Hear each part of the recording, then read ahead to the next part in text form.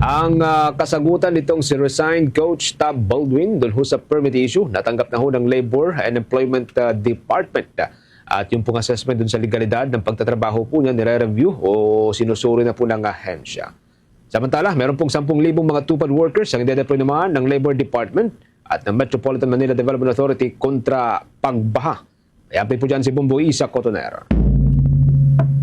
Bombo Genesis, Bombo Jai, kinumpirma ng Department of Labor and Employment na natanggap na nila o ng ahensya ang verified answer kaugnay ng isinagawang investigasyon sa work permit status ni resigned coach Tab Baldwin sa Pilipinas. Isinubite ng kampo ni Baldwin sa pamagitan ng isang staff mula sa law firm ng kanyang abogado. Hindi ang naturang coach o yung mismong abogado ang humarap sa tanggapan ngayong araw. Kasalukuyang nire-review ng Office of the Secretary at Legal Service ng Kagawaran ang mga dokumento alinsunod sa umiiral na labor laws, rules at regulations. Kabilang sa sinusuri ng ahensya ang Article 40 ng Labor Code of the Philippines at DOLE Department Order No. 248 Series of 2025 o ang bagong panuntunan sa employment ng foreign nationals sa bansa. Tuloy pa rin ang pagdinig sa kaso sa Lunes, Hunyo 29 kung saan inaasahang personal na haharap si Tab Baldwin. Samantala, ngayong araw din nagpulong naman ang DOLE at Metropolitan Manila Development Authority upang pag-usapan ang deployment ng nasa 10,000 tulong panghanap buhay sa ating disadvantaged workers o yung mga tupad beneficiaries para tumulong sa clean-up at flood mitigation efforts sa Metro Manila simula Hulyo 17. Sa pulong, tinalakay ni DOLE Secretary Francis Tolentino at MMDA General Manager Nicolas Torre III ang implementasyon ng programa kabilang ang training, kagamitan at personal protective equipment para sa mga benepisyaryo. Ayon kay Torre, aabot sa 10,000 tupad slots ang ilalaan ng DOLE para tumulong sa paglilinis sa mga daluyan ng tubig at iba pang kritikal na lugar bilang paghahanda yan sa tag-ulan. Kailangan kasi ang dagdag na manpower dahil sa lawak ng kailangan linisin at sa dami ng basura sa mga daluyan ng tubig. Kaugnay niyan, pakinggan natin ang tinig ni Metropolitan Manila Development Authority General Manager Nicolas Torre III.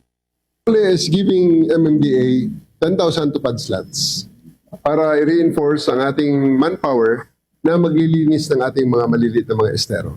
So, sila ay i-utilize natin para sa mga areas na hindi naaabot pa ng ating mga organic manpower dahil sa dami ng mga dapat linisin, sa laki ng challenge dahil sa dami nga ng basura at siltation sa mga waterways na ito. Yung 10,000, saang area yun sa Metro Manila? That will be all over Metro Manila. Meron na mga areas na na-identify, may mga estero na specific na identified na natin. At it's just a matter of formalizing yung kanilang kontrata sa DOLE at pagkatapos sisimulan na nila ang trabaho. Layunin ng programa na maprotektahan ang mga komunidad laban sa pagbaha habang nagbibigay naman ng pansamantalang hanap buhay sa mga disadvantaged workers. Tiniyak din ni Torre na magiging aktwal na trabaho ang paglilinis sa mga waterways dahil katuwang nila ang MMDA personnel.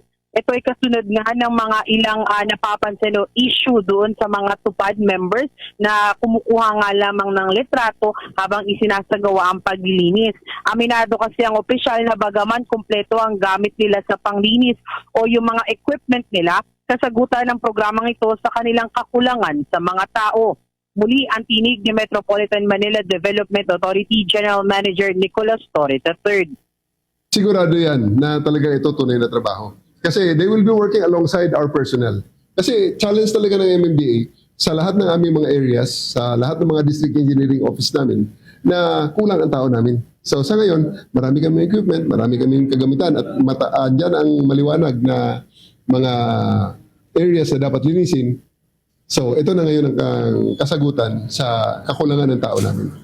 Para sa Bombo Network News, ito si Bombo Isa Cotoner and this is Bombo Radio Philippines. The number one and most trusted source of news and information, Basta Radio Bombo. For the most trusted source of news and information, visit our website at www.bomboradio.com. Follow us on Bombo Radio mobile app, Facebook, YouTube, TikTok, and X, formerly Twitter. Like, share, and stay connected. Anytime, anywhere.